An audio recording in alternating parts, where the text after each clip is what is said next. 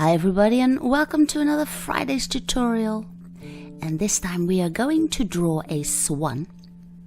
And I got inspired when I bought a bottle of rosé the other day.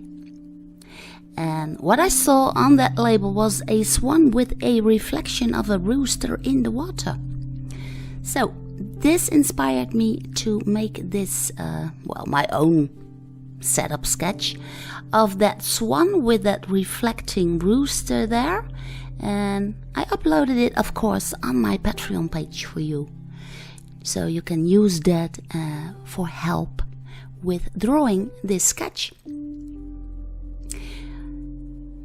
Well, this sketch is done with the dry brush technique, and if you want to know exactly what you need for that dry brush technique, then I would recommend you to watch lesson 1, what to use for the dry brush techniques, or go to my Patreon page where everything is recorded live. And you can get all the benefits there of prints and extra tips and all those kinds of things. Now what I did here is I used my own setup sketch to make a very thin sketch with a 2H pencil, simple graphite pencil. And then I start with a big makeup brush.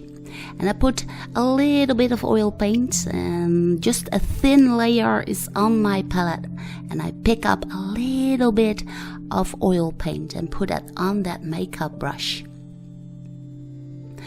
Here you see it, and on the left side is my palette with that very thin layer of oil paint.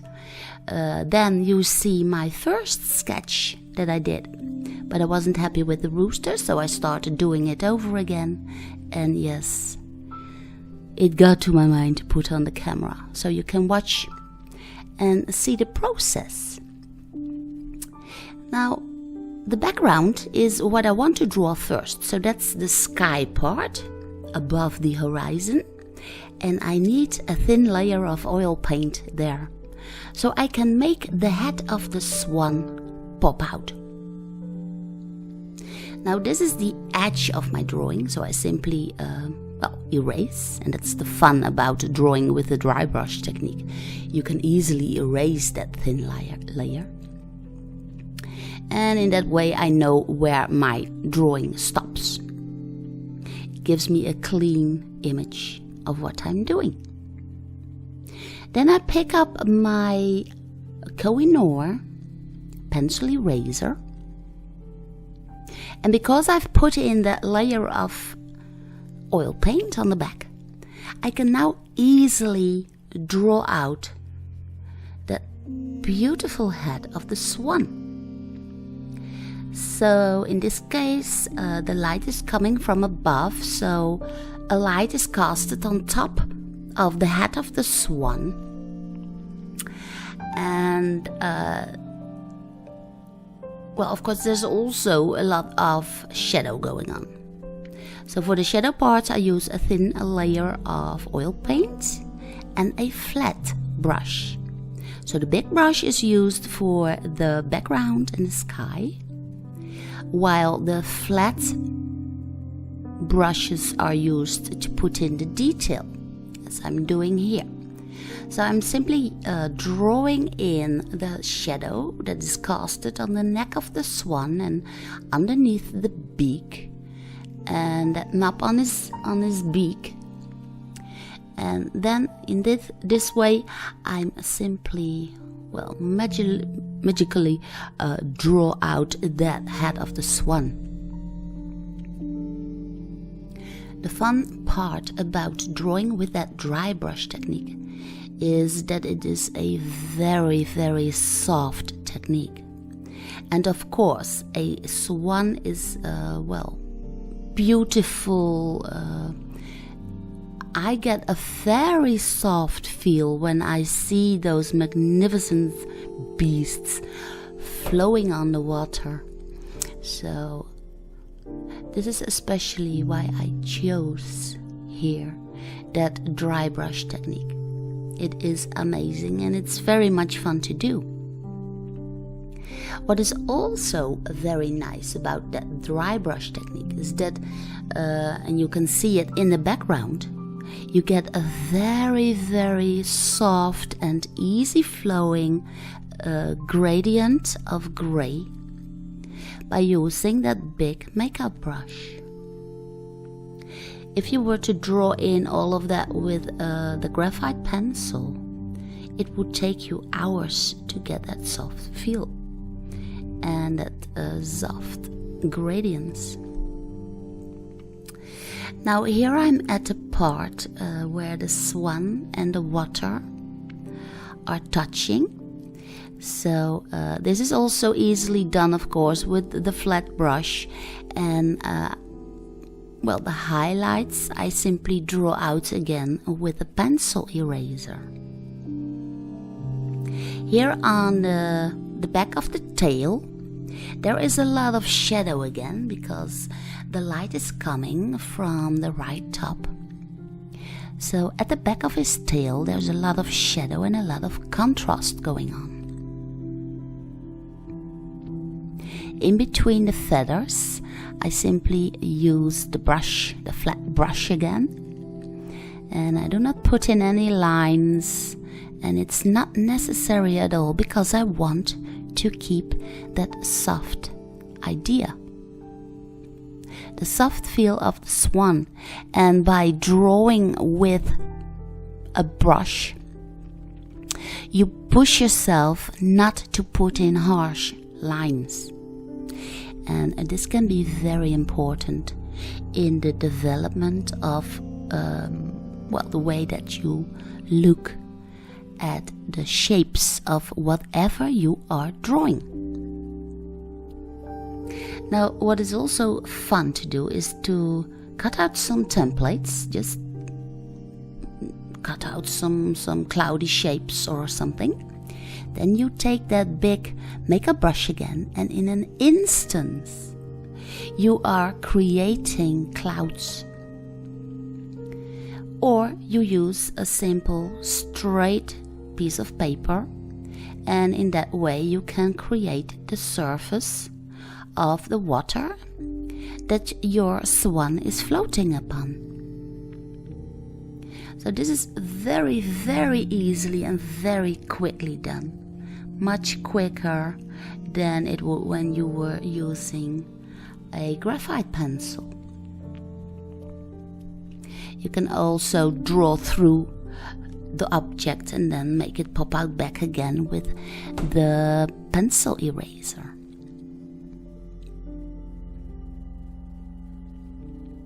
Here I put in a little bit more detail into the cloud, and you can even use your templates to draw some cloudy lines. So that's how quickly you can draw in and suggest some clouds going on in the background.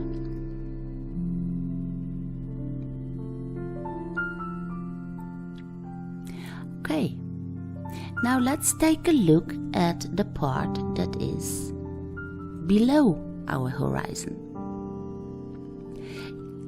Again, it's still water, and what I do is I take that big makeup brush again and my flat brush, and I start drawing in the reflection of the swan in the shape of a rooster. Of course, the surface of the water has some wrinkles in it, but also you can see the reflection in that water.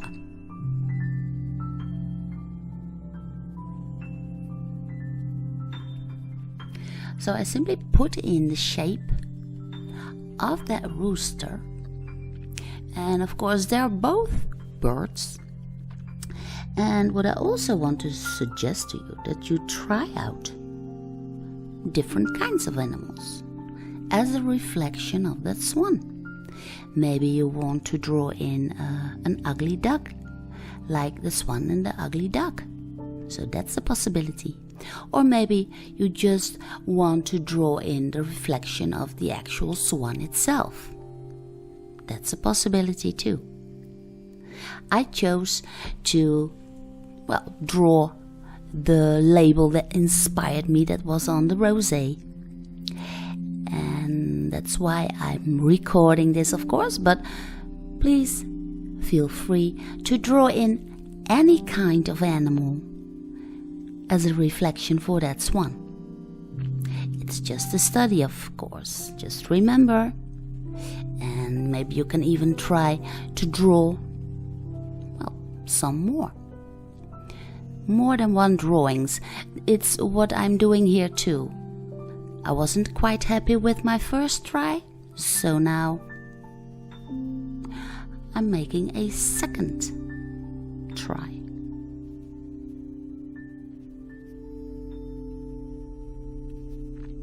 Slowly but certainly the rooster is now in the water, and now I can put some focus on the wrinkles that are in front of us. So here, way in the bottom of your drawing, this is where the water is nearest to us. And that's also where I want to put in a little bit extra more oil paint to make this part slightly darker than the background is. In this way, I am creating some kind of perspective. So now, because of the darkness of the gray tone, the water in front seems to be really up on front. While way in the back, you can just see the surface of the water and the vague clouds just behind my swan. Once everything is there where you want it, you can always go back in and get in a little bit extra contrast like I'm doing here now.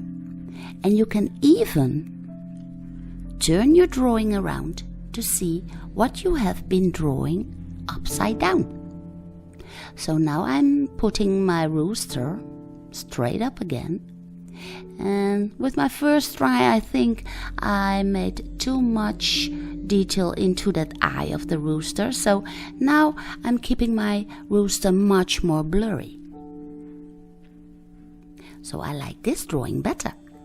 And what I'm also doing is I draw in the reflection of the clouds in the water.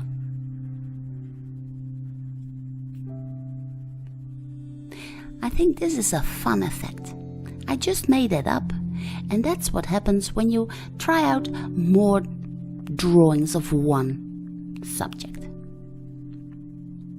Once my drawing is ready, I clean up the edge of the drawing, and then I get a good view of what I've been putting on paper. I quite like it. This was really a fun drawing to do. A very excellent exercise, and I really hope you will give this one a try. Let me know what you think of this in the comments below. Also, don't forget to subscribe, of course, and maybe you want to check out my Patreon page. Feel free.